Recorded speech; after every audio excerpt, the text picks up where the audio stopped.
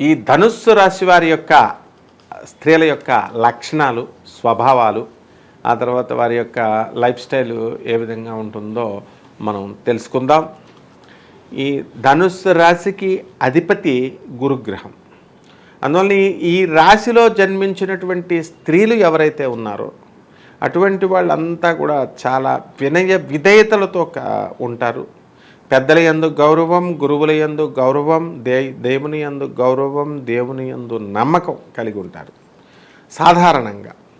మరి మన వ్యక్తిగత జాతకంలో ఏవైనా గురుగ్రహం, మన గురుగ్రహానికి కనుక రాహువు కలిసి గురుచండాల యోగం వచ్చి ఇలాంటి ఏవైనా ప్రత్యేకమైనటువంటి ఈ చెడ్డ యోగాలు లేదా దోషాలు కనుక ఉన్నట్లయితే అప్పుడు దేవుడిపైన నమ్మకం ఉండకపోవడం, పెద్దల్ని విమర్శించడము ఇలాంటివి జరిగితే అవి రేర్గా ఉంటాయి అన్నమాట. అంటే పూజలు మధ్యలో చేస్తూ మధ్యలో వదిలేసేయడము ఇవన్నీ కూడా ఇది ఒక అలా ఉన్నటువంటి వాళ్ళకి. అలాగే ఈ ధనుస్సు రాశి వారు పైకి చాలా ధైర్యంగా ప్రతి పనులు అన్నీ కూడా పూర్తి చేస్తారు. అయితే లోపల అంతర్గతంగా వీళ్ళకి భయము అనేటటువంటిది ఉంటుందన్నమాట. అలాగే ఈ ధనుస్సు రాశిలో మనకి పుట్టినటువంటి వాళ్ళు చాలా గొప్ప స్థాయికి వెళ్ళినటువంటి వాళ్ళు ఉన్నారు.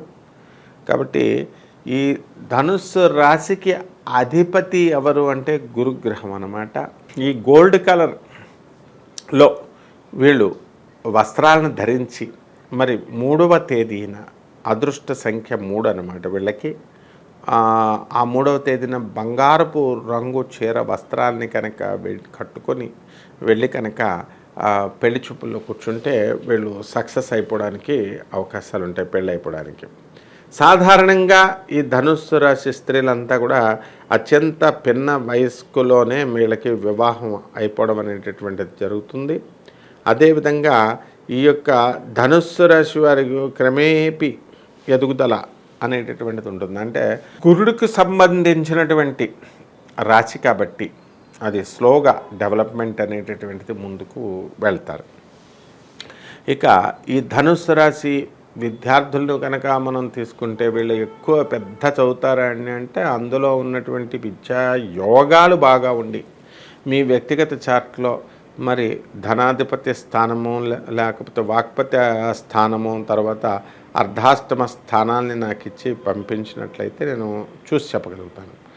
అలా కాకుండా ఈ ధనుస్సు రాశి వాళ్ళు ఏం చేస్తారండి అంటే వీరు సొంతంగా అకల్ట్ సైన్సెస్ని, మిస్టిక్ సైన్సెస్ని నేను నేర్చుకోవాలి అనేటటువంటి కసి అనేటటువంటిది వీళ్ళల్లో ఉంటుందన్నమాట. అత్యంత చిన్న వయసులో వీరికి వివాహమై వీళ్ళకి 40 వచ్చేసరికి 22 సంవత్సరాల పిల్లగాడు అనేవాడు ఒకడు ఉంటాడనేటటువంటిది గొప్ప విషయం అన్నమాట. కాబట్టి ఈ ధనుస్సు రాశి వారి యొక్క ఆదాయ వ్యయాలు ఎలా ఉంటాయి మనం తెలుసుకుందాం.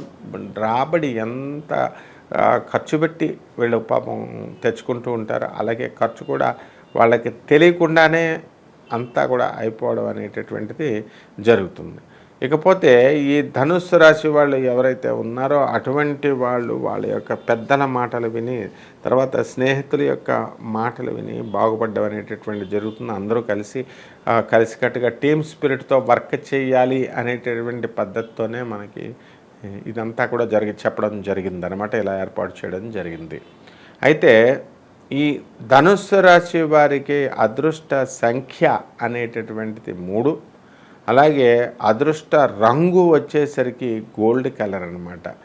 అంటే బంగారపు రంగు వస్త్రాలను వేసి ఈ యొక్క గురువారం నాడు మనకి ఈ ఇంకా నక్షత్రాల దగ్గరికి వచ్చేసరికి పునర్వసు నక్షత్రంలో కనుక వీళ్ళు ఏదైనా సరే పని ప్రయత్నించినా ఎవరినైనా కూడా వైవాహిక జీవితంలోకి దింపాలి అని అనుకుంటే ఈ 3 కాంబినేషన్ల వల్ల ఆ అబ్బాయి ఒప్పుకోవడానికి అవకాశాలు ఉంటాయి. కాబట్టి ధనుస్సు రాశి వాళ్ళకి కనిపించనంత మేధావులు అన్నమాట. పైకి అమాయకంగా ఉంటారు వాళ్ళకి. తర్వాత వాళ్ళకి మొత్తం అంతా కూడా ఈ స్త్రీలంతా కూడా తెలిసినటువంటి విషయమే. అయితే చదువు దగ్గరకు వచ్చేసరికి ధనుస్సు రాశి వారు ఒక మీడియం విధానమైనటువంటి చదువుతో ఉంటారు. అంటే సంపూర్తిగా ఈ యొక్క రాశి యొక్క లక్షణాలను తీసుకోవడం, అలాగే కంప్లీట్గా ఈ యొక్క గురుగ్రహం మనకి శనికి చక్కగా న్యూట్రల్గా ఉంటాడు కాబట్టి ఆ విధంగా మనం 10 మందికి సహాయం చేయాలి అని చెప్పి ఈ ధనుస్సు రాశి స్త్రీలందరూ కూడా వీళ్ళంతో కష్టపడుతూ ఉంటారు. మరి అలాగే ఈ యొక్క ధనుస్సు రాశికి రియల్ ఎస్టేట్ రంగం అనేటటువంటిది బ్రహ్మాండంగా పనిచేస్తుంది. ఆ తర్వాత పెర్ఫ్యూమ్స్ ఈ ఈ వ్యాధులు ఇవన్నీ కూడా సృష్టించడం అనేటటువంటిది జరుగుతుంది.